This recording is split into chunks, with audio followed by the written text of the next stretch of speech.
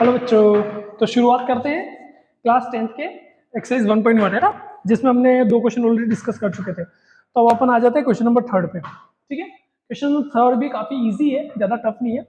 तो question number 3 क्या कह रहा है हमसे, find the LCM HCF of the following integers by applying the prime factorisation method. तो सिंपल है, जैसा हमने पहले करा वैसे इसको भी कर लेंगे। हमें केवल इनकी क्या करना है, प्राइम फैक्टर मेथड लगानी है। इसको क्या बोलते हैं, प्राइम फैक्टर मेथड। ये जो मैं कर रहा हूँ उसको क्या कहते हैं, प्राइम फैक्टर मेथड।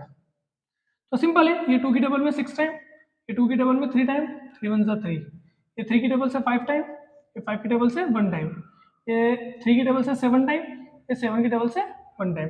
तो हम सिंपली क्या देख पा रहे हैं कि 12 के जो फैक्टर्स हैं वो है 2 इंटू 2 इंटू 3, और जो हमारे 15 के फैक्टर्स है बेटा क्या है, 3 इंटू 5, और हमारे 21 के फैक्टर्स क्या है, 3 इंटू 7।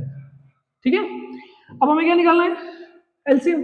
सिंपल है, एलसीएम। तो एलसीएम में जो कॉमन है ना तीनों में, वो देख लो पहले, उसको एक एक बार लिख लो। तो 3 3 3, तो 3 को कॉमन निकलो, इनटू, और कोई कॉमन है नहीं तो बचे हुए सबको लिखना पड़ेगा। 2 इंटू 2 कितना हो गया, 4, कौन आ गया 5, कौन आ गया 7।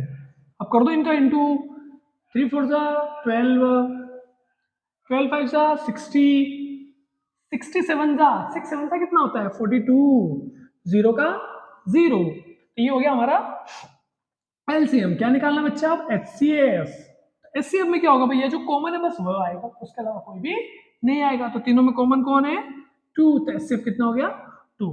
तो इसको नोट कर ले और चलते हैं अगले क्वेश्चन पे। चलिए, तो ये हो गया हमारा question number first. Second question देखते हैं क्या है, 17 23 एंड 29, इनके करेंगे अपन प्राइम फैक्टर। क्या कर रहे हैं, इनको क्या कहते हैं, प्राइम फैक्टर। क्या कहते हैं बेटा इनको, प्राइम फैक्टर।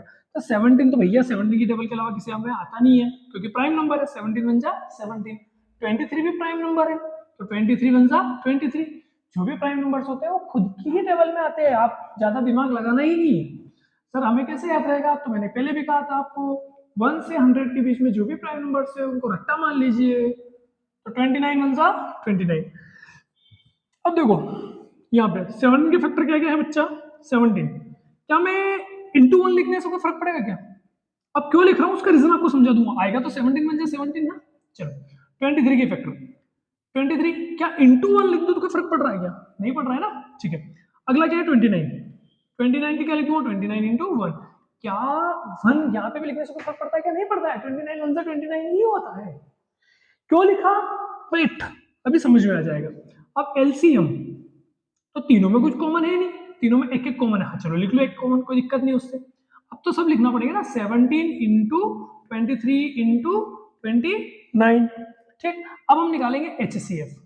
चलो उसका मल्टीप्लाई कर लेते पहले, 17 इंटू 23, तो कितना हो जाएगा, 3 7 जा 21, 3 2 5, 2 7 जा 14, 2 और 1 3, तो ये हो जाएगा 1 9 3।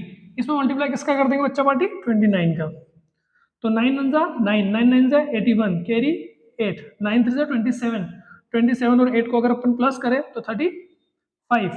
ठीक है, 2 1 जा 2, 2 9 जा 18, 2 3 जा 6 और 1 7, 9 3, 8 और 5 13 का 3, कैरी 1, और ये हो जाएगा 11। तो हमारे पास कितना आ गया 1 1 3 3 9। ठीक है, अब निकालना एचसीएफ। अब आया आपको समझ में 1 क्यों लिखा मैंने, तो देखो बच्चा पार्टी इसमें कुछ भी कॉमन नहीं है, तो उस केस में हमारा 1 क्या है, एचसीएफ। 1 क्या होगा, HCF, highest common factor. Highest common factor का मतलब क्या होता है, जो इन तीनों को डिवाइड कर दे, तो वो नंबर 1 तो है ना हाईएस्ट। 1 की टेबल में 17 17 टाइम, 23 1 की टेबल में 23 टाइम, 29 1 की टेबल में 29 टाइम, तो ये हमारा एचसीएफ। क्लियर, इसलिए एचसीएफ हमारा कितना आया 1। तो ये याद रखिए, जहां पे कुछ भी हमें कॉमन नहीं दिख रहा है तो वहां का एचसीएफ हमेशा 1, 0 मत लिख के आ जाना। चलिए, तो वो लास्ट क्वेश्चन जो है आपके होमवर्क के लिए दे देता हूं मैं, तो आप होमवर्क में करिएगा। ठीक है, तो मिलते हैं इसके बाद अपन अगले क्वेश्चन में, क्वेश्चन नंबर 4 में नेक्स्ट वीडियो में। Thank you.